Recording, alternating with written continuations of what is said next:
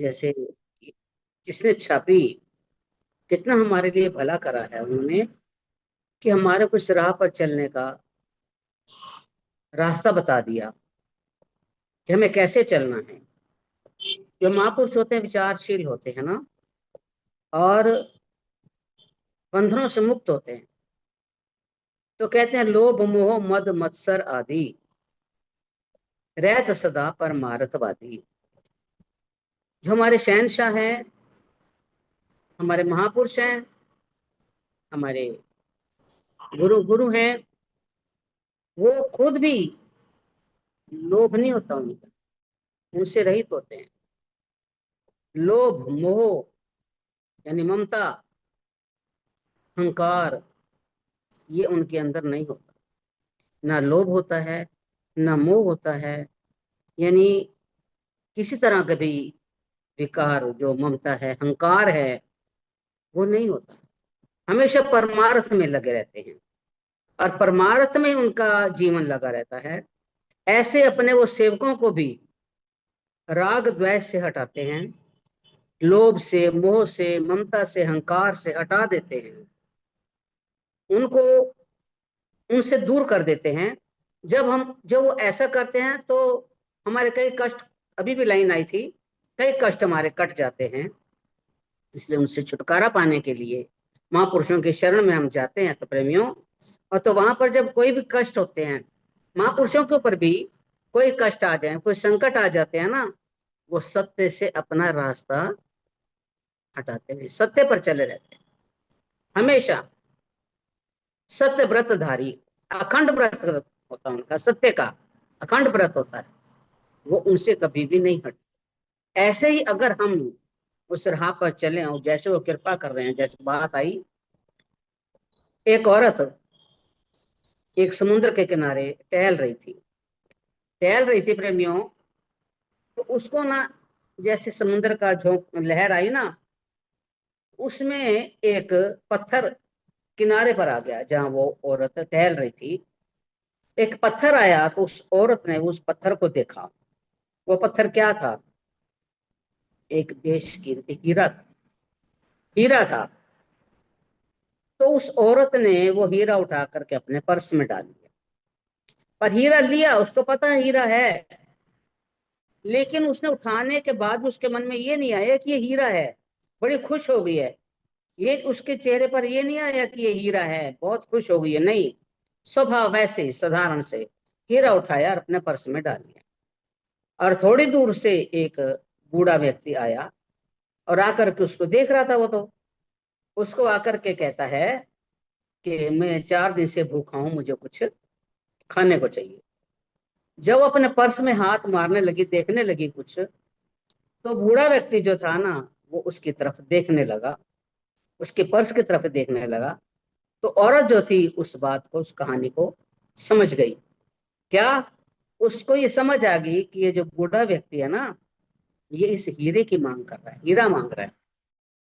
उसने आराम से पर्स में से हीरा निकाला, उस बूढ़े व्यक्ति के हाथ में रख दिया। लेकिन दिमाग, शक्ल पे ये भी नहीं आया कि मैंने हीरा उसको वापस कर दिया। जैसे स्वभाव पहले से थी साधारण से, ऐसे अभी भी। जब वो हीरा दे दिया तो बूढ़ा व्यक्ति कहता है कि इस औरत को पता भी नहीं है कि ये बेशकीमती हीरा है। तो जो औरत थी हीरा दे करके अपने रास्ते जाने लगी। तो उस बूढ़े व्यक्ति ने उनको बुलाया और कहा कि आपने जो ये हीरा बेशकीमती, आपको पता है ये हीरा था? कहते हाँ मुझे पता है हीरा है।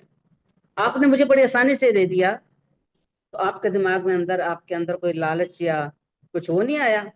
कहते नहीं नहीं, मुझे इस चीज का क्या लालच करना है। जैसे समुद्र का झोंका आया, आता है ना, लहर आती है ना, कुछ दे जाती है, कुछ ले जाती है, इसका क्या लालच करूं? अब आज मिला है, कल ये चला जाएगा, मेरे मन में कोई लालच नहीं आई। तो बूढ़ा व्यक्ति बड़ा हैरान हो गया, इसने बड़े साधारण से हीरा मुझे दे दिया। तो उसने वो हीरा उस औरत के हाथ पर रखते हुए ये कहा कि मुझे हीरा नहीं चाहिए। कहते क्या चाहिए? कहते मुझे आप वो दो जैसे आपने बिना लालच के समर्पण वो हीरा मुझे दे दिया, आपके अंदर कोई लालच नहीं आई, कुछ आपकी शक्ल नहीं बदली, कुछ आपके अंदर मन में कुछ नहीं आया, तो मुझे भी वही समर्पण की भावना मुझे दो, जिससे मैं भी इस चीज में ना फंसूं। हम फंस जाते हैं चीजों को देख करके, लेकिन मालिक कुछ ना कुछ रास्ता निकालते हैं, मैं इसमें ना फंसूं, क्योंकि इन चीजों में खुशी है ही नहीं। आज है कल चली जाएंगी, लेकिन हम फिर भी उसी बातों में, उन चीजों में आसक्त होते हैं और उसमें अपनी खुशी मानते हैं। लेकिन हमारे श्री गुरु महाराज जी यही समझाते हैं कि इन बाहर की चीजों में जिसमें हम खुश हो रहे हैं, जिनको देख देख करके आसक्ति होती है, हम फंस जाते हैं, वो तो एक दिन छूटना ही है। तो यही तो हमारे इस कथा में आया। जो हमारे श्री गुरु महाराज जी हैं, ना वो खुद लोभ में थे, ना ममता में थे, ना अहंकार में थे। इसलिए हमारे को भी कृपा करते हमारे ऊपर, किन बातों का क्या अहंकार करना, क्या ममता करनी, जिसको छोड़ करके जाना है। और हम क्या करते हैं, हम दरबार में भी जाते हैं ना, कुछ ना कुछ मन के अंदर कामना लेके जाते हैं, आसक्ति से जाते हैं कि कुछ मिल जाए। अगर दरबार में जाकर के हमारे मन की बात पूरी हो जाती है ना, जब तो हम खुश हो जाते हैं। और अगर नहीं होती तो हम क्या करते हैं, हम गुरु ही बदल देते हैं, हम दरबार ही बदल देते हैं। यहाँ से हमारे को नहीं मिला, क्यों नहीं मिला, ये तो मालिक जानते हैं ना, क्यों नहीं दिया या क्यों दिया। अगर राजी उस ते रजा विच रहिए, सहारा लइए ओदी मौज दा, ओदी मार भी प्यार नाल सही है, सहारा लइए ओदी मौज दा। अगर उसकी मौज में हम चलते रहें, जैसे वो हमारे को रखें, ना हमारे को दरबार बदलने की जरूरत है, ना गुरु बदलने की जरूरत है, केवल उनका आशीर्वाद मांगते रहे मालिक। केवल हमारा ध्यान आपके चरणों में लगा रहे और किसी बातों में ना जाए, क्योंकि जिन बार की बातों में जाएगा, एक दिन जब ये छूटेंगे तो हम रोएंगे, पछताएंगे। इसलिए उससे बचने के लिए मेरे मालिक ने ऐसे ऐसे लीलाएं करी हैं, ऐसे ऐसे हमारे को दृष्टांत दे करके हमारे ऊपर कृपा करी है, कि अगर हम दरबार में जाते हैं ना, उनके चरणों में केवल उन्हीं को मांगने के लिए जाएं। अगर उनको मांग लेंगे, हमारे को सब कुछ मिल जाएगा।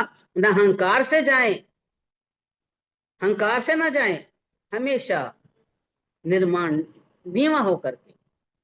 दरबार जो होता है, निमाणा होकर के, छोटा होकर के जाएं।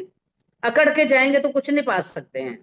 इसलिए जहां तक हो सके हमारे गुरु महाराज जी हमारे को यही शिक्षा देते हैं कि परमार्थ में लगे रहें, अहंकार हटा करके अखंड वो व्रत करें जो हमेशा हमारे साथ जाने वाला है। और जो हम दूसरी बातों में लगे रहेंगे, तो वहां पर हम अपने जीवन में केवल धोखा खा सकते हैं। वो धोखा से बचने के लिए, उन चीजों से बचने के लिए हमारे को श्री गुरु महाराज ने कितनी प्यारी गुरु महिमा का पाठ दिया है। उसको सुने, उसको पढ़ें, उस पर चलें, अमल करें, तो हमारा जीवन सार्थक हो सकता है। बोलो जयकार। बोल मेरे श्री गुरु महाराज की जय।